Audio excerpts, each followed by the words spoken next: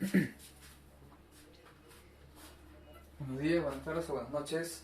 Según lo programado, el día de hoy vamos a hablar acerca de la Revolución Cubana. ¿Cuáles fueron los antecedentes? ¿Qué ocurría en Cuba y en América? ¿Cuáles van a ser las causas? ¿Y cuál es el desenlace de esta Revolución Cubana? ¿Y cómo esto va a repercutir más adelante? No se olviden que estamos en pleno contexto de la Guerra Fría. ¿Ok? Muy bien, comencemos. La Revolución Cubana. La Revolución Cubana se entiende como un proceso que buscó acabar con el régimen autoritarista de Fulgencio Batista. Profesor, ¿quién es Fulgencio Batista? Fulgencio Batista va a ser el presidente de Cuba, ¿ok? Y esta revolución tenía como objetivo derrocar a Fulgencio Batista, que es el presidente de Cuba. Ahora, para poder entender mejor el tema, nos vamos a ir a los antecedentes. ¿Qué pasaba? ¿Qué situación pasaba Cuba? Resulta que en el siglo XIX, Cuba era una especie de colonia de España. Cuba era una colonia de España. ¿Ya? ¿Qué pasó?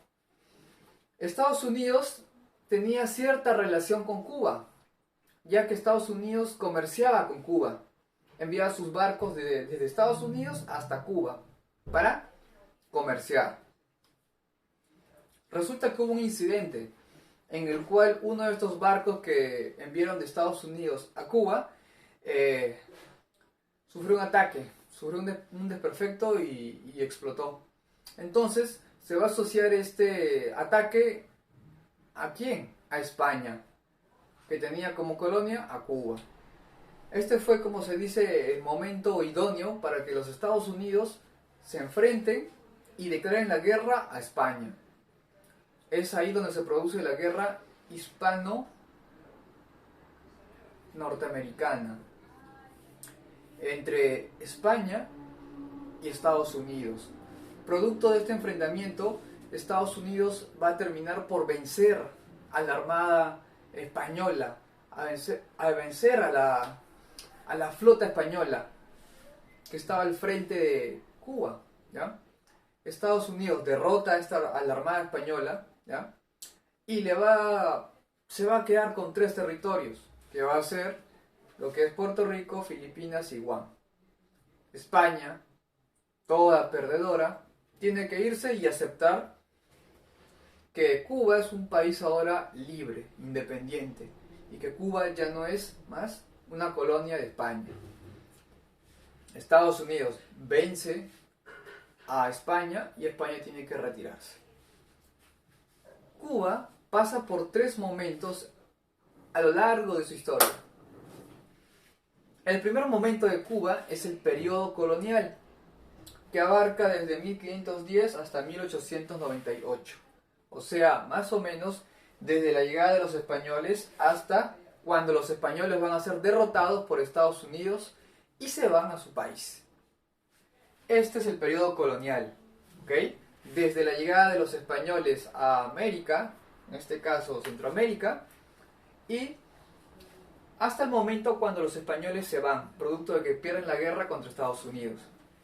El segundo periodo que tuvo Cuba va a ser el periodo neocolonialista, en el cual Estados Unidos, ahora que ya venció a España, el gran enemigo, ahora de cierta forma va a ser como una especie de presión política a Cuba. Va a ser su protector. ¿Se va a meter en la política de Cuba? Sí. ¿Se va a meter en la economía de Cuba? También. A eso hace la expresión neocolonialista. Estados Unidos fue un país neocolonialista de Cuba. Y el tercer periodo es el periodo actual, o como le llaman, el periodo revolucionario, de plena revolución cubana. Profesor, ¿y qué es la enmienda de Platt? La enmienda de Platt es un documento por el cual se autorizaba que Estados Unidos podía disponer y meterse en la política. Pero profesor, ¿por qué crean la enmienda de Platt? La enmienda de Platt va a ser creada por el senador Orville Platt, por eso el nombre de la enmienda de Platt, en el cual proponía modificar la constitución de Cuba. ¿Para qué?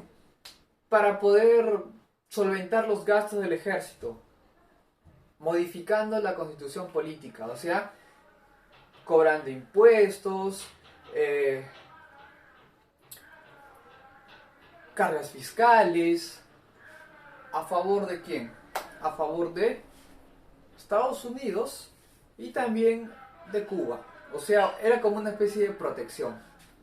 Vas a pagar ciertos impuestos y yo a cambio te voy a proteger. Esa era la relación de protección. Ahora, el contexto de la revolución. ¿Qué ocurría? Resulta que Estados Unidos, una vez que derrota a España y se establece como país protector o neocolonialista en Cuba, se va a aprovechar demasiado de la situación. ¿Cómo? Estados Unidos prácticamente se metía en la política cubana. A pesar que Cuba ya era un país independiente, Estados Unidos trataba de sacar el máximo provecho de la condición de país protector que tenía en Cuba. Sacó grandes beneficios. Es por eso que para el año de 1952, Estados Unidos, prácticamente en pocas palabras, controlaba Cuba. A pesar que Cuba era un país independiente, más parecía Cuba una colonia estadounidense. Porque Estados Unidos se metió en la política y en la economía de toda Cuba. Los grandes capitales extranjeros no eran de Inglaterra, de Francia, Alemania, eran de Estados Unidos. Por eso les digo que Estados Unidos sacó mucha ventaja de esta condición. Estados Unidos tenía tanta influencia en Cuba que llegó a ocupar casi todos los servicios en un gran porcentaje. Por ejemplo, Estados Unidos tenía la producción azucarera bajo sus manos en el 47.4%. Estados Unidos tenía la producción de la electricidad al 90%, prácticamente dominaba. Las empresas estadounidenses controlaban la producción de energía eléctrica en Cuba en un 90%. Las redes telefónicas lo controlaban al 90% también. Las refinerías de petróleo para purificar el petróleo y sea de uso comercial, para las maquinarias, para los automóviles, dominaba el 70%. La producción de níquel de este mineral al 100% dominaba Estados Unidos. Las casas comerciales, casas de juego, hoteles, centros de recreación eran controlados por Estados Unidos al 25%. En pocas palabras, no parecía Cuba, parecía una especie de colonia de Estados Unidos.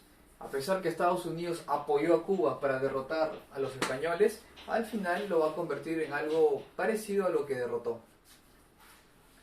¿Okay? Y esto no va a generar un clima de satisfacción para la población de Cuba. Van a haber muchos cubanos que no van a tolerar que Cuba sea controlada por un extranjero. ¿Ah? Prácticamente todo Cuba era controlado por Estados Unidos. Esto genera un malestar y hay un militar que se va a rebelar, que se llama Fulgencio Batista. Fulgencio Batista se rebela frente al problema que había de corrupción, frente al problema que había de control total de Estados Unidos. Se rebela y le va a dar un golpe de estado al presidente de Cuba. ¿Quién era el presidente de Cuba? Carlos Prío. Carlos Prío era el presidente de Cuba. Carlos Prío estaba en pleno contexto de control prácticamente total de Estados Unidos. Había corrupción y Carlos Prío era parte de eso. Entonces aparece un militar llamado Fulgencio Batista que le va a dar un golpe de estado y va a reemplazarlo en el poder de Cuba. Ahora, para toda acción hay una causa que origina esta acción. Las causas que van a originar la revolución cubana van a ser, número 1, régimen autoritario de quién? De Fulgencio Batista. Segundo, el desempleo, los bajos salarios, era pan de cada día. Otro motivo más para la revolución. Otro gran problema es esto, la gran dependencia de Cuba frente a Estados Unidos. Si Estados Unidos un día decidía, como se dice, cortar relaciones o hacer que sus empresas norteamericanas regresen, la economía de Cuba entraba en ruinas. Cuba tenía tanta dependencia de Estados Unidos que cualquier acción que tomara Estados Unidos afectaba directamente la economía cubana. Ese es el problema de ser un país dependiente económicamente de otro. Y aquí dependía al extremo, mucho. Otra causa de la revolución cubana es la corrupción. Profesor, ¿cómo corrupción? En Cuba había corrupción como hoy en día hay en el Perú y en todo el mundo. Que exista mayor o menor corrupción, bueno, pero hay corrupción. ¿Qué es la corrupción? Es malversar los fondos que recibes de los impuestos, de los tributos, etc. Y utilizar todo ese dinero para beneficiarte tú mismo. Dinero para ti y no para construir, no para servicios, no para tu país, sino para ti. Tú agarras dinero de los contribuyentes y te lo pones a los bolsillos. O sea, robas. Eso es corrupción. Corrupción también es sobornar, ofrecer dinero a cambio de un favor. Y ese tipo de corrupción había en Cuba. Era normal, era pan de cada día. Hasta llegó un momento que la corrupción se normalizó. Como en el caso del Perú, donde muchos ya se han acostumbrado a la corrupción. Muchos, no todos. Y ven que la corrupción es un estilo de vida, es algo normal, una costumbre, ya está normalizado. Igualito en Cuba. Pero había otra gran parte del pueblo cubano que no estaba conforme con la corrupción, no estaba conforme. Por estos motivos se va a dar inicio a la revolución cubana. Ahora vamos a ver el proceso. Pasa que Batista, una vez que le da el golpe de Estado, se entrona en Cuba, comienza a gobernar como él quiere. Supuestamente, la idea de Batista era cambiar el panorama de corrupción, de autoritarismo que Carlos Prío había impuesto en Cuba. Pero al final, Batista llegó a ser igual que Carlos Prío o peor. Era autoritario, estaba también aliado con Estados Unidos, con los empresarios norteamericanos, estaba aliado. Por lo que luchó, al final lo terminó haciendo. Batista representaba la corrupción, el autoritarismo, el abuso del poder. Batista le da el golpe de Estado a Carlos Prío. Luego, aquí aparece en el panorama, por primera vez, un grupo de jóvenes cubanos, llamado Fidel Castro, Raúl Castro, entre otros jóvenes y obreros cubanos. ¿Ya? Este grupo de intelectuales, de jóvenes estudiantes, de obreros, va a estar encabezada por Raúl Fidel Castro. ¿Ya? Resulta que estos chicos, al ver el autoritarismo, el abuso, la corrupción que vivía Cuba bajo el gobierno de Batista, ahora nuevo presidente dictador, decidieron protestar, decidieron tomar una medida radical. ¿Cuál fue la medida radical? Van al cuartel de la Moncada y se van a trincherar. Van a tomar todo el cuartel militar de la Moncada y entre todos los jóvenes se van a subir a los techos, ¿ok? Se van a amotinar en el cuartel. El objetivo era llamar la atención, no ganar, porque un grupo de jóvenes y obreros no le puede hacer frente a los soldados. Era llamar la atención, ¿ya? Producto de su acción, la acción de tomar el cuartel, Batista va a enviar al ejército, va a enviar a que capturen y recuperen el cuartel de la Moncada. Y por esta acción de rebelarse ante el gobierno autoritarista y corrupto de Batista, por esta acción, los jóvenes, los obreros, Fidel Castro, Raúl Castro, que estuvieron ahí, fueron condenados a 22 meses de cárcel. O sea, más o menos casi 2 años. casi 2 años en la cárcel. Para buena suerte de estos jóvenes, incluido Fidel Castro, hubo una especie de amnistía. Una amnistía te perdona. Si has cometido algún tipo de crimen o delito, eres perdonado y tu libertad regresa. O sea, puedes salir de la cárcel.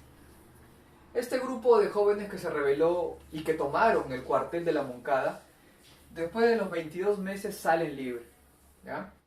Cuando salen, no es que se olvidaron de su idea, su plan de liberar Cuba de este presidente corrupto, no. Ellos salen de Cuba y se van a México. Y en México comienzan a maquinar, a pensar, ¿qué podemos hacer para cambiar la realidad? Ya que falló la toma del cuartel La Moncada, tenemos que hacer algo mucho más grande. Ya no podemos hablar, ya no simplemente podemos hacer política, tenemos que actuar. Tenemos que llegar hasta el uso de las armas. Es por eso que Fidel Castro, Raúl Castro, se van a México. Y en México traman algo. Es ahí, en México, donde se van a unir con dos personajes, Camilo Cienfuegos y Ernesto Che Guevara. ¿Ok?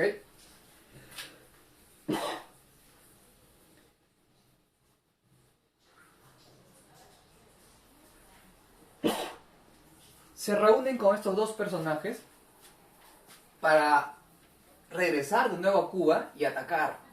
Pero tienen que organizarse. Si no se organizan, va a pasar lo mismo que en el cuartel de la Moncada. Van a ser derrotados y ahora pueden ser ejecutados, pueden ser asesinados.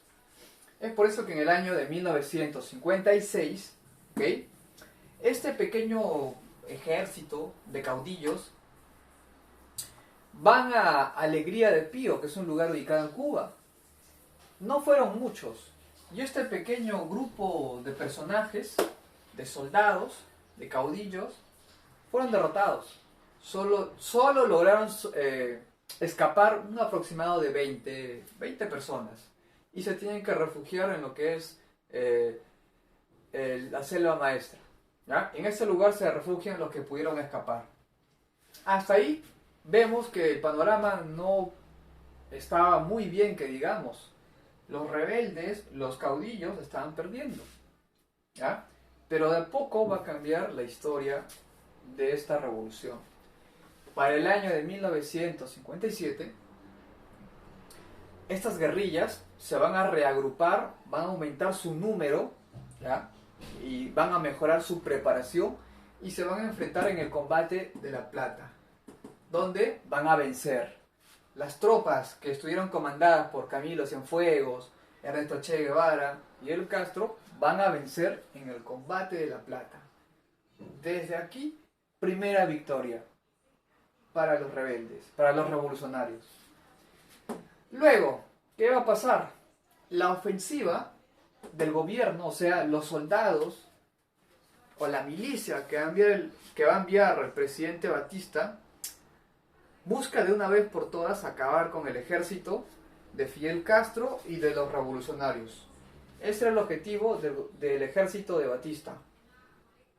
Atacar en el Gilgue y en Santo Domingo al ejército revolucionario de Fidel Castro, Raúl Castro, Camilo Cienfuegos y Che Guevara. Pero no pudo ganar. En estos dos enfrentamientos del Gilgue y de Santo Domingo, los revolucionarios van a vencer, derrotan al ejército de Batista. Un año después, en 1958, Camilo Cienfuegos y Ernesto El Che Guevara, el argentino, van a invadir la parte occidental, o sea, la parte izquierda de Cuba. Van a invadir esta zona occidental de Cuba. Hasta aquí es la tercera gran victoria de los revolucionarios. Primera victoria, segunda victoria, tercera victoria. Ya se avisoraba quién iba a ganar esta guerra, este conflicto. Los revolucionarios estaban ganando y cada vez el ejército de Batista se reducía, iba perdiendo. Batalla tras batalla perdía. Es por eso que Fidel Castro, Raúl Castro y el Che Guevara se prepararon para invadir la capital de Cuba, o sea, La Habana.